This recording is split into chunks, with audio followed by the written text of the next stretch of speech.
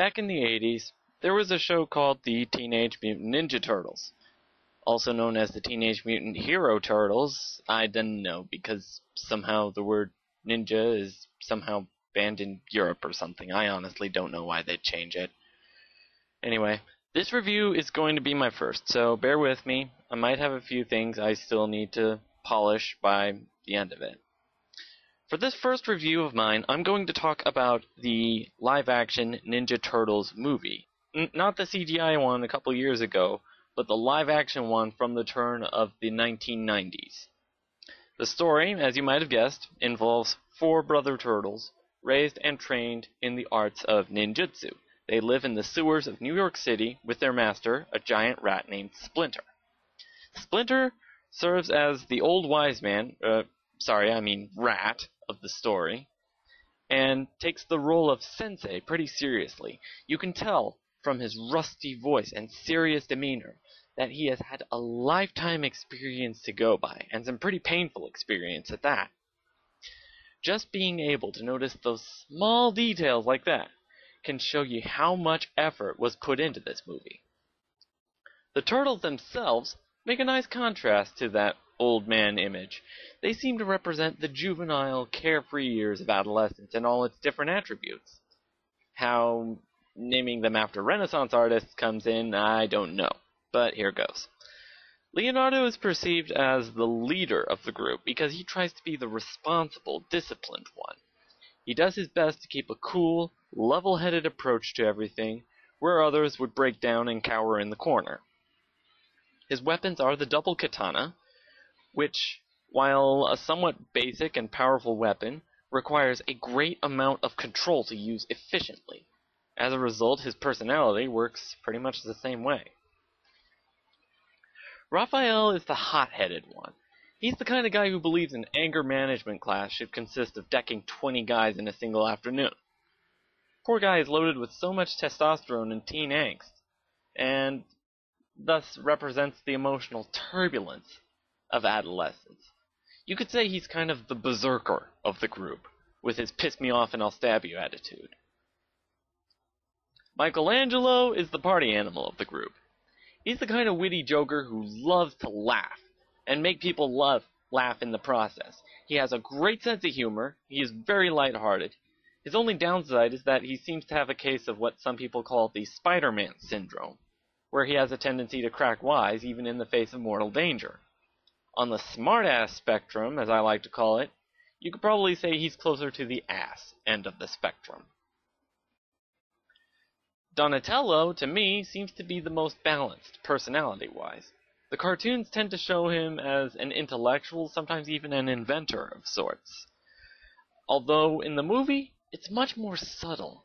Going back to the smart-ass spectrum, Donatello would fit closer to the smart end.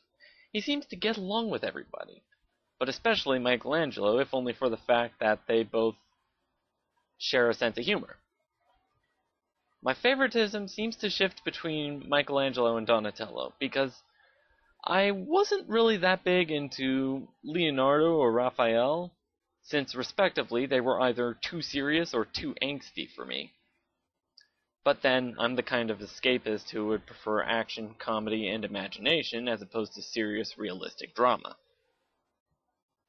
Anyway, back to the movie.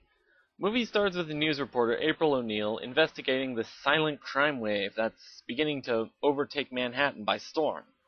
Various items are being stolen with little to no evidence left behind. She gets jumped by a group of ninjas known as the Foot Clan.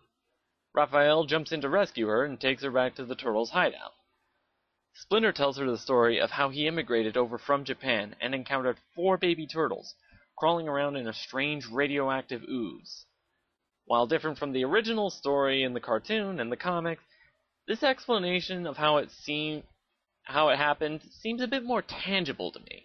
It would make sense that the changes from normal animals to anthros would be a gradual change over time, as opposed to the transition taking all of 3 seconds.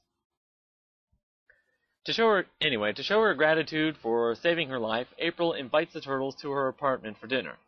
But when the turtles return home, they find that their place had been trashed and Splinter had been abducted. The rest of the movie is mainly drama and comedy in the process of coming up with a plan to search for Splinter and defeat the Foot Clan in the process. Now, to get to the quality of the movie. For a movie produced in 1990, a lot of honest effort was made into this, from the acting and dialogue to the choreography to the costumes. The music, most of which was composed by John Duprez, is insanely atmospheric in that it always fits the mood in the right scenes. My favorite part of the music, personally, would have to be the climactic battle between the Turtles and the Shredder himself, leader of the Foot Clan. The costumes for the Turtles and Splinter, as I understand it, were constructed by Jim Henson, the mastermind behind the puppets. You know, Kermit the Frog, Miss Piggy, Fozzie Bear. Anyway, Splinter, being the old rat that he is, was probably easier to act out because he was sitting down most of the time. Most of the real effort went to the Turtles' costumes, because they not only required agile stuntmen to fit inside the costume and be able to keep their balance and perform their choreographed fight scenes, but also some animatronics to make the Turtles lip sync with the dialogue. And you gotta say, props to that, because that takes some serious talent. My only complaint for this movie is that it seems to have a bit of the dark, edgy side for me sometimes. But fortunately, with a movie like this, it's hardly even worth mentioning because the balance between the two extremes is so slightly off that it's barely even noticeable. Producers obviously put a lot of effort into making sure that it's just the perfect mix.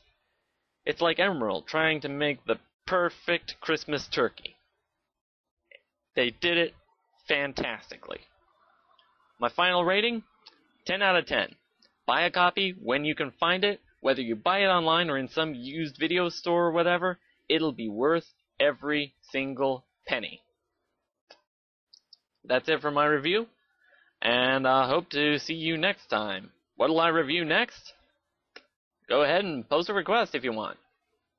Until then, I will see you later.